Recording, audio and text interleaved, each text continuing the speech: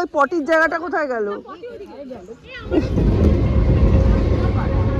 সৌর্যকেই আমাকেই ডাকতে হবে। সৌর্য কিছুতেই বাবা ডাকলে উঠবে না।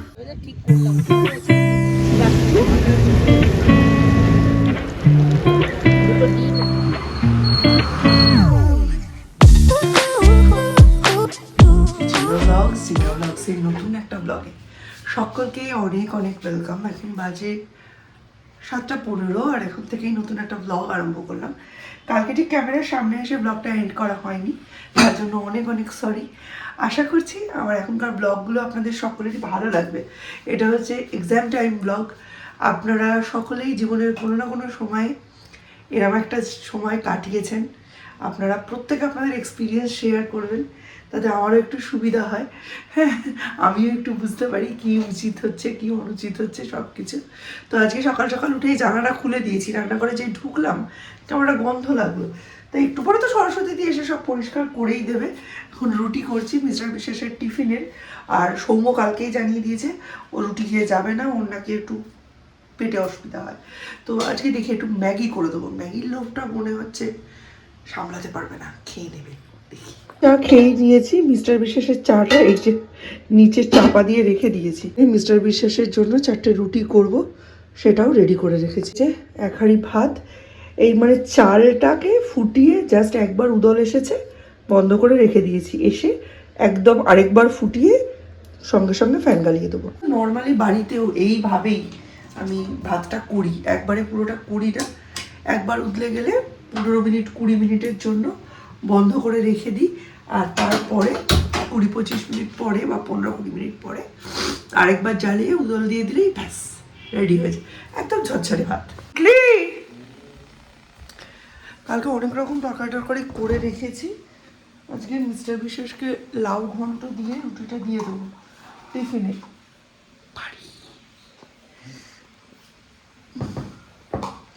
আর আমরা তো বললাম নাকি খেয়ে যাবো।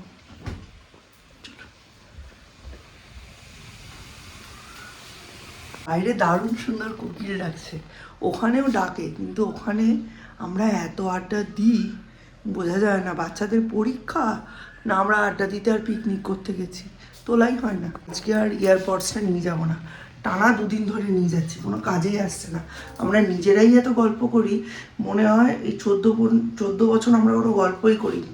একেবারে সেই প্রথমের দিকে যে ধরনের গল্প করতাম সেই রকম, মানে প্রত্যেকে চাদর পেতে মুড়ি শশা, কালকে ছিল একাদশী, সমস্ত ফল কাটা এইসব নিয়ে এসে বসে খাওয়া দাওয়া। আর আমরা পেয়েছি সর্বাণীর হাজব্যান্ড যেহেতু মিলিটারিতে আছেন, ওর কার্ড আছে, ওকে ধরে আমরা ক্যান্টিনে যাচ্ছি, গিয়ে টয়লেট করছি। এই একটা বিশাল বড় রিলিফ পাওয়া গেছে, মানে আর বলার কথা না। আমরা এই কদিন না ভালো করে জল খেতে পারিনি, মেয়েদের তো এটা একটা সমস্যা বলুন। আর কালকে দীপ যা বললো, দীপ ওখানে টয়লেটে আর কোনো দিনই যাবে না, দীপ এখান থেকেই করে যাবে। বলছে মা যদি একবার যেতে বুঝতে পারতে, তোমাদের বাইরে যেরকম কষ্ট আমাদের স্কুলের ভেতরে ঠিক সেই রকমই কষ্ট। ভীষণ হাওয়া চলছে, আমি ওই জন্য জানালাটা খুলে দিলাম। নিজের গায়ে হাওয়াটা মোটেও ভালো লাগছে না, ফাগুনের হাওয়া তো ভালো না, কিন্তু এই রান্নাঘরের বদ্ধতাটা কাটাতে সুবিধা হচ্ছে। এইখানে দেখুন, দেখতে দেখতে ফেব্রুয়ারি মাস শেষ হয়ে গেল। এই হচ্ছে মার্চ মাসের 5 তারিখে রেজাল্ট, আর হচ্ছে 7 তারিখে ম্যাথ এক্সাম। এখানে 7 তারিখে রেজাল্ট লেখা আছে, কিন্তু 7 তারিখে আর রেজাল্ট হবে না, 5 তারিখে রেজাল্ট বলে দিয়েছে। Best of luck. সৌর্যকেই আমাকেই ডাকতে হবে। সৌর্য কিছুতেই বাবা ডাকলে উঠবে না। সৌর্যকেই আমাকেই ডাকতে হবে। সৌর্য কিছুতেই বাবা ডাকলে উঠবে না, সেই আমাকে গিয়ে ডাকতে হবে। আজকে আবার কলকাতা যাবে নাকি, সেখান থেকে নাকি আবার রুহিদের বাড়িও যাবে। পিসি বলে গেছে 2 সেট জামা দিয়ে যেতে বাইরের। তাড়াতাড়ি আসবি, জুতোটা মনে হয় একটু আজকে ব্রাশ করতে হবে, আমার এইদিকে আর টাইম নেই। এই জিনিসটা অ্যাকচুয়ালি একদমই হেলদি কিছু না, টোটালি ময়দার তৈরি না, কিন্তু এইরকম নুডলসকে যদি আটার তৈরি হয় তাহলে আলাদা ব্যাপার, আর যদি ময়দার তৈরি হয় অনেক সবজি দিয়ে যদি করা যায় তাহলে অনেক নিউট্রিশনাল ভ্যালু থাকে, এর কিচ্ছু নেই। ঘন্টা তো তাই আজকে একটু ঢিলে ঢালা আউটফিটে যাচ্ছি। সৌর্য চলে গেছে বাড়ি। মিস্টার বিশের সমস্ত জিনিসপত্র সব কিছু গুছিয়ে নিচ্ছে। এই আমার চশমা নিয়ে ও চশমা ব্যাগ বাঁশ দেওয়ার আজকেই দিয়ে দেবে। সিবিএসসির বাঁশ either physics or chemistry. Physics tough করেনি কিন্তু লেন্দি করেছে, এটা টাফ হবে। থেকে খারাপ কি জানেন, এই সেট নির্ভরতা। এই সেট শক্ত, এই সেট হালকা, এইটা হচ্ছে সব থেকে খারাপ জিনিস। ছোট থেকেই ফেট ডিপেন্ডেন্ট। আমার ভাগ্যে 1 নম্বর সেট পড়েছে, তাই আমার পরীক্ষা খারাপ হলো। পিসেমশাই ওইখানে দাঁড়িয়ে আছে, ওদের গাড়ি বুক করে ওরা কলকাতা যাবে। কলকাতা থেকে মনে হয় নিউ ব্যারাকপুর আসবে, তারপর ওখান থেকে বাড়ি, রুহিদের বাড়ি যাবে, মানে রাজার বাড়ি, আরুণিকার বাড়ি। ঠিক আছে, চলুন। সৌটু বেরিয়ে গেছে, বাবা দাঁড়িয়ে আছে, আসছে। প্রিপারেশন ঠিকঠাক? ব্যাস চলো।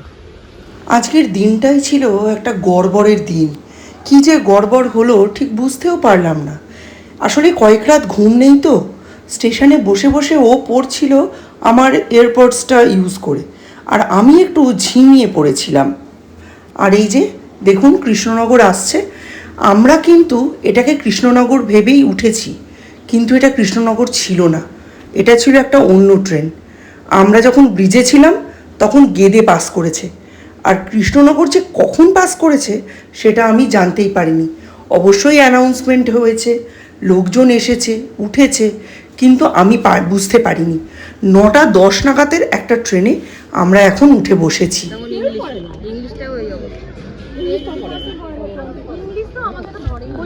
বাচ্চারা ঢুকে যাওয়ার পর লিকার চা আর বিস্কিট নিয়ে আমাদের আড্ডা আরম্ভ হলো। বেদান্তের মা, অদ্বিতীয়ার মা, সৌনকের মা, সুপ্রিয়র মা, সৌম্যদীপের মা, স্বয়মের মা, সকলে মিলে আড্ডা দিতে বসেছি। এই যে ব্যাগ ঘাড়ে নিয়ে আমরা যাচ্ছি, এক জায়গায় বসেছিলাম, সেখানে রোদ এসে গেছে। আমরা একটু ছায়াওয়ালা জায়গা খুঁজছি, সূর্য খুঁজি, আর রোদের সময় এখন ছায়া খুঁজছি। কার স্কুটি, আমরাই সরে বসি না, এখানে রোদ চলে আসবে।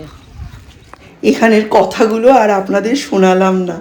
আমরা একটা জায়গায় চাদরটা পেতে, মানে আমার যে বেড কভারটা ওইটা পেতে সবাই মিলে বসে আছি। 3-3টে ঘন্টার ব্যাপার মেয়েদের থাকা। ল্যাট্রিনের তো প্রয়োজন হয় বলুন, তাই সুপ্রিয়র মা নিয়ে যাচ্ছে আমাদের ল্যাট্রিন করাতে। ওর হাজব্যান্ড তো বললামই মিলিটারিতে আছেন, তো ওর কার্ড আছে, ওর সাথে আমরা কয়েকজন যাব, আর বাকিরা যাব সংঘমিত্রার সাথে। সংঘমিত্রার হাজব্যান্ডও মিলিটারিতে আছেন, সেই জন্য ও বাকিদের নিয়ে যাবে। এই যে আমরা এসে দেখছি আজকে ক্যান্টিন বন্ধ, তাহলে কি ল্যাট্রিন করা আমাদের হবে না? তারপরে এক মিলিটারি জওয়ান ভাই আমাদের দেখে বললেন, आप लोगों का चिंता करने की कोई ज़रूरत नहीं, कैंटीन बंद है पर लैट्रिन खुला है। শুনতে একটু অবাক লাগলেও এটা হচ্ছে আর্মি ক্যান্টিনের ওয়াশরুম। আমাদের মধ্যে একজন আছেন, উনি হেল্প করলেন। ওনার যেহেতু ওনার হাজব্যান্ড আর্মিতে আছে, আমরা খুব ভালোভাবে এটা ইউজ করতে পারছি। আজকে কিন্তু ক্যান্টিন বন্ধ, কিন্তু তা সত্ত্বেও আমাদের ওনারা ইউজ করতে দিয়েছে। এই যে সর্বাণীর কার্ডটা ইউজ করে আমরা কজন একটু প্রাকৃতিক কাজকর্ম সেরে এবার ফিরছি, আর বাকিরা এখন গেছে ঝালমুড়ি কিনতে। আমাদের খিদে পেয়ে গেছে, তাই 4টে ঝালমুড়ি কিনে 8 জন আমরা ভাগ করে খাবো। এই ওই পটির জায়গাটা কোথায় গেল? টুকরোটা এখানে ফলো করছে। সত্যি আমাদের মতো কেউ নেই, পায়ের তলায় সরষে দেখে আমরা প্রথমে যেখানে বসছিলাম ওখানে মনে হয় ছায়া পড়ে গেছে। বিয়ের অনুষ্ঠানটা, মেয়ের বাড়ির অনুষ্ঠানটা কোথায়? আমি কি করে জানবো? তাহলে হয়তো উপহার বা কল্পতরু এই পাশেই হবে। রাষ্ট্রপতি অবধি আমি করে গেছিলাম, খাতা ফাতা স্কাউট থেকে চাকরি পেয়েছো? গিয়েছিলাম। তারপরে ওই যে রামুদা, তারপর রূপালী দি, সবাই তো ওই স্কাউট গাইড করে। পরীক্ষা এখন প্রায় শেষের দিকে, আর হয়তো হার্ডলি 40 মিনিট দেরি আছে। এইবার আমার পেটের ভেতর গুড়গুড় গুড়গুড় করছে, একটু টেনশন হচ্ছে, এই আর কি। মানে কি যে করব, কি যে বলবো আপনাদের বুঝে পাচ্ছি না। এতক্ষণ বেশ আড্ডায় আড্ডায় টাইমটা কাটলো। চলুন এবার দরজা খুলবে।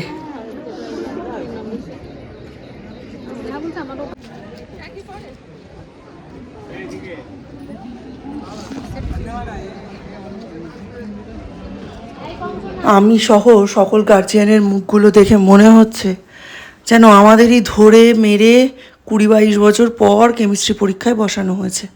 তবে বাচ্চা কাচ্চাদের মুখগুলো উজ্জ্বল, এটা দেখে ভালো লাগলো।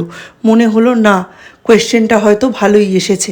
তা দীপ এসে জানালো পরীক্ষা খুবই ভালো হয়েছে। তারপরেই ঘটে গেল দুর্ঘটনা, জানেন। নৈহাটিতে যাব বলে ট্রেন ধরার জন্য দাঁড়িয়েছি, হঠাৎই অ্যানাউন্স হলো লালগোলা আসছে। দীপ আমাকে ভীষণ আন্ডার এস্টিমেট করে, আমি নাকি ট্রেনে উঠতে পারবো না। আর দেখুন, আমি ট্রেনে উঠে গেছি, কিন্তু দীপ ওঠার জায়গা মাত্র পায়নি। লালগোলার এন্ট্রিটা এত সরু, কি বলবো। যাই হোক, নৈহাটিতে নেমে অপেক্ষা করব এখন ও কখন আসে। আমি উঠে গেছি, গাড়ি ছেড়ে দিয়েছি। এবার পরের ট্রেনে আসবে, আমি দেখি একটু ওয়েট করি 5 নম্বর প্ল্যাটফর্মে। আসলে এখানে সিঙ্গেল ডোর তো, ও আমাকে ঠেলে তুলে দিল। আমার পরে দুজনকে জায়গা করতে গিয়ে ও আর উঠতে পারিনি। চলুন দেখি কোন ট্রেন আছে, কে জানে। আমি যদি আমার ছেলেকে ঠিকঠাক চিনে থাকি, তাহলে সব থেকে প্রথম জিনিস ও আমার কাছে যেটা চাইবে সেটা হচ্ছে চপ বা পকোড়া। কারণ ও যে উঠতে পারিনি, ওইটাকে ধামাচাপা দেওয়ার জন্য বলবে, এই যে আমি তোমায় নৈহাটি পাঠিয়ে দিলাম, আমি উঠতে পারিনি, আমার প্রাইজ কোথায়? এই হচ্ছে প্রাইজ। লালগোলায় তো একটা ডোর না, সিঙ্গেল ডোর। আমাকে বলছে তুমি উঠতে পারবে? আমি বললাম হ্যাঁ। অনু দিয়ে ঠেলে ঠেলে আমি ঠিক উঠে পড়বো। আমি উঠে পড়েছি, তারপরে দুজনকে ছেড়ে ও আর উঠতে পারলো না। সামনে ব্যাগটা নিয়েছে, সামনে ব্যাগ নিলে না, আমি দেখেছি ও একটু ইমব্যালেন্স তাও তো আমি সব মেন্টালি ওকে রেডি করে দিলাম। কামরায় উঠেছি আমি, সৌনক, সংঘমিত্রা, অদ্বিতীয়ার মা সকলে। আর উঠতে পারলো না খালি দীপই। তার কারণ কিন্তু একটাই, ওই দীপ সামনে ব্যাগটা নিয়েছে। অন্যরা যাতে বেশি সচল, দীপ তাতে অচল। আমি জোর করে ওকে ব্যাগটা সামনে না নিলেই পারতাম। এদিকে সংঘমিত্রা আমায় কন্টিনিউয়াস বলে যাচ্ছে, তুই কেন আগে উঠলি, ছেলেটাকে কেন আগে ওঠালি না? হঠাৎ করে থাকতে না পেরে সৌনক বলল, আমার আগে কিন্তু তুমি উঠেছো, আমি তোমাকে ট্রেনে উঠিয়ে দিয়ে পেছনে পেছনে আমি উঠলাম। তা সৌমদীপ তো সেটাই করবে নাকি? তার খানিকক্ষণের মধ্যেই অবশ্য দীপ নৈহাটিতে নেমে গেছে। নেমে গিয়ে বলছে, তুমি কি করে জানলে আমার চপ খেতে ইচ্ছে করবে? আমি ভাবছিলাম একটু পকোড়া টকোড়া কিনি। আমি বললাম 10 মাস তুই আমার পেটে ছিলি, আমি তোর পেটে ছিলাম। যাই হোক, ও এটাকে ঘুষ হিসাবে নিয়েছে। ওর বাবাকে জানাবে না যে যাওয়ার সময় এবং আসার সময় দুবেলাই আজকে এইরকম ট্রেনে বিভ্রাট হচ্ছে। একটা ব্লগে ততক্ষণের জন্য টাটা।